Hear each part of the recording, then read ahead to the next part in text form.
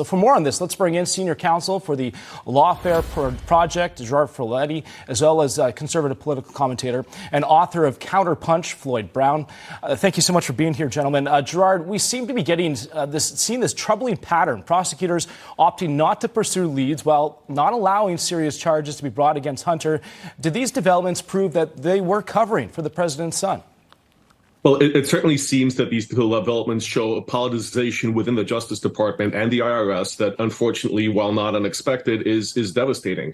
This is not the first time we've seen this. We see this in other departments on lower scale levels, whether it's the head of department who is a political appointee and owes their existence in office to the president, or someone who wants to be one, or someone who doesn't want to upset their boss. All too often, we see decisions being made to influence the prosecutions to not go after political figures who are friendly to the department. So it's not at all surprising, but it's very troubling that we're seeing more evidence of how this played out with this IRS investigation. And not only that, Floyd, President Biden was pressed on these WhatsApp messages from his son, and he wasn't in the mood to answer the reporters' questions. Let's watch this here. President Biden, how involved were you in your son's Chinese shakedown text message? Were you sitting there? Were you involved? No, I wasn't. I don't know. Were you? No. So, Floyd, how long can the president continue to deny his involvement in his son's business dealings? Well, it's ironic that he told us he was going to have a very transparent administration, and there's been no transparency really from day one in this administration. They have obfuscated and they have fought back. They've told prosecutors, which is outrageous, that it would be career suicide to look into both Hunter Biden and then the connections with Joe Biden. I think that this dam is breaking, and I see the leaders on Capitol Hill providing tremendous information about what's going on, and I think that it could lead to a full impeachment of this administration. So, Gerard, how much longer can this go on, though? Do you see that there's enough evidence where at least new charges could be brought against the president's son? And do Republicans have enough here for a case? As a lawyer, I think that we've seen more than enough to warrant further charges against Hunter Biden. I think that there's more than enough to ask serious questions on what Joe Biden knew, when he knew it, and how involved he was in these corrupt practices that Hunter Biden was engaged in.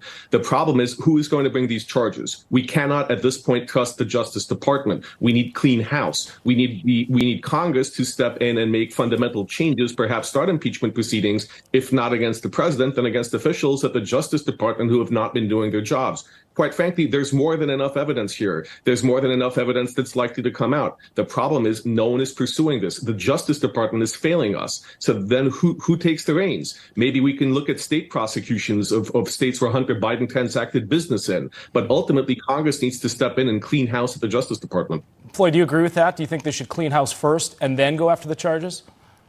Well, I think that we need to have some kind of a special counsel in this case, and that's been obvious now for a long, long time.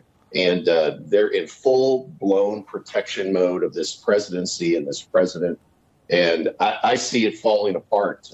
And I think that, in fact, his presidential campaign may fall apart as a result of this. Anybody who's looked into this laptop knows that Hunter Biden was working with his father. Bobulinski's testimony tells us that he was working with his father. The IRS basically has said that they have the goods, but they can't pursue it. There's so much here. It just needs to be disclosed. Yeah, Gerard, Speaker Kevin McCarthy recently signaled that he'd be open to proceeding with impeachment proceedings against Attorney General Garland. Is this the right move for the GOP, though? Well, the GOP doesn't have any other alternatives because here we don't want to play politics, but something needs to be done. And if questions aren't being answered, if Garland isn't coming before Congress to testify, if they're failing to produce documents, then the only way we can even start to get at the truth is through an impeachment proceeding and a trial in the Senate. So if that's what has to happen, then that's what has to happen. We need to keep politics out of this. It would be great to see Democrats step up and see that they want the rule of law to prevail. But if we're not seeing that, we still need action to be taken. Floyd, do you think that they'll move forward with these impeachment proceedings? I think eventually they will, and I think it's absurd for the Democrats to say this is a witch hunt after what they did to Donald Trump for the last 6 years. I mean, they impeached him over a telephone call, and these allegations are a magnitude greater And it's time for the Republicans to step up. You're correct. Yeah. Well, we'll leave it there. Thank you so much, both of you, Gerard Filitti and Floyd Brown. Appreciate you spending some time here with us and dissecting this. Well,